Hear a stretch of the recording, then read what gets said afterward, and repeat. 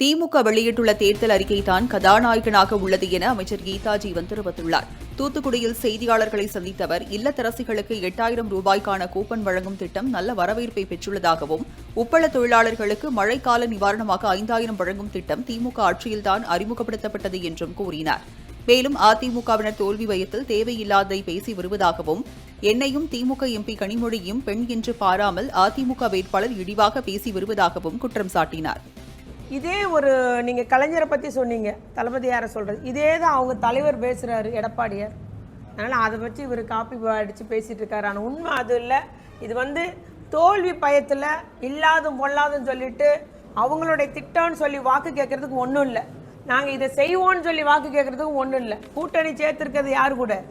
தமிழ்நாடு இந்த அளவுக்கு தலை நிமிர்ந்து இருக்கிறது அதை நாம் ஒடுக்க வேண்டும் நினைக்கிற பாசிச பாஜகவோட கூட்டணி.